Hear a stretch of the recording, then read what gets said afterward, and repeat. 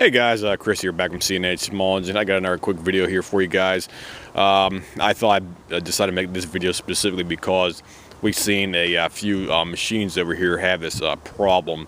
And the problem is the people, what they did was they ran the front portion of their machine into a bush, a shrub, or a tree, or some type of a horizontal piece of equipment that caused their engine to have problems with the auto choke system. And this is what I want to detail in this one specific video, guys.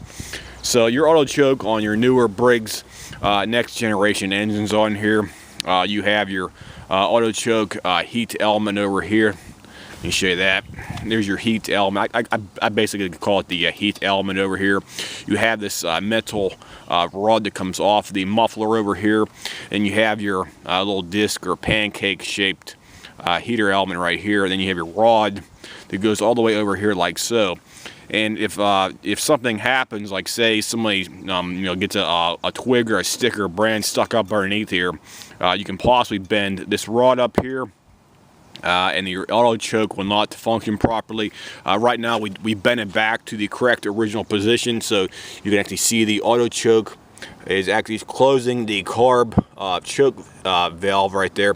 It's totally closed in the closed position right now, so it's barely contacting the top piece right here for a reference point. So it's barely contacting the choke plate adapter on the top of the carb right there for that. So this is the ideal OEM spec position right here.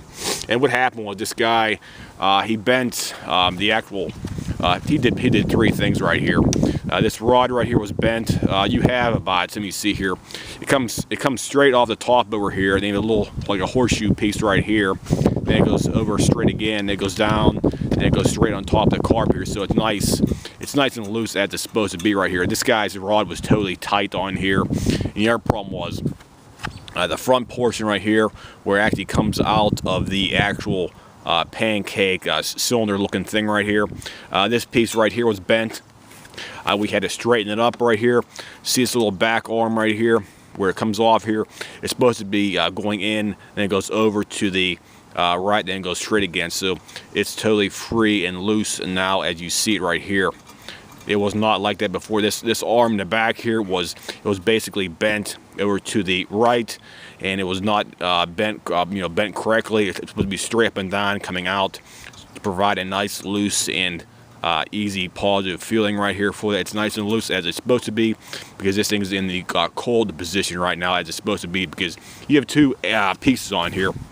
You have the back piece right here. This is the cold, and the front piece right here, which is the hot. So this whole banjo swing arm would swing all the way to that piece right there when the engine heats up, guys. So that's how it functions right now.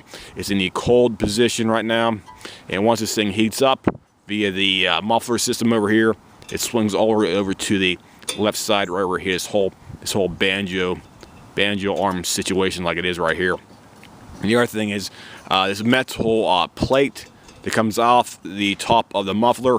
This plate was bent all the way over to the left here, probably about a ½ an inch. So somebody had to have slammed this machine into some kind of a tree or something and got this whole thing jammed up, because this piece right here was bent, this piece was bent, this piece was bent, and this piece was also bent. So somebody slammed it into something. I honestly don't know what they did to, but you have to have this straight as well too, coming off the muffler.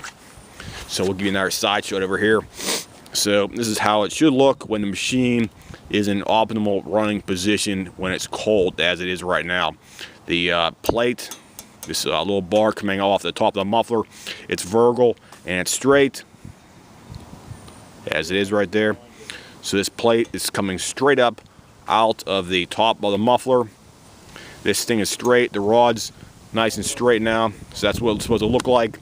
So if anybody has any comments, questions about your auto choke on the newer generations of the Briggs Stratton overhead valve engine, this is what the default position should look like when the engine is cold and it's basically ready to go back together after you fixed some kind of a damaged linkage on here, or the linkage where it comes up off the top of the muffler assembly right here for that. So that's what it looks like. We'll give you another shot of the carb.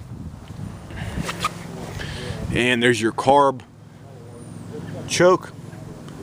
in the ideal position when it's cold, so then it takes maybe 1 to 2 pulls to get started when the choke linkage is in the working correct order.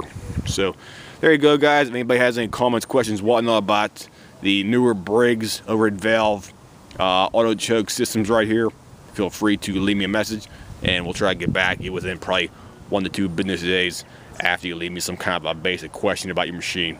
I'll see you guys. Have a nice day.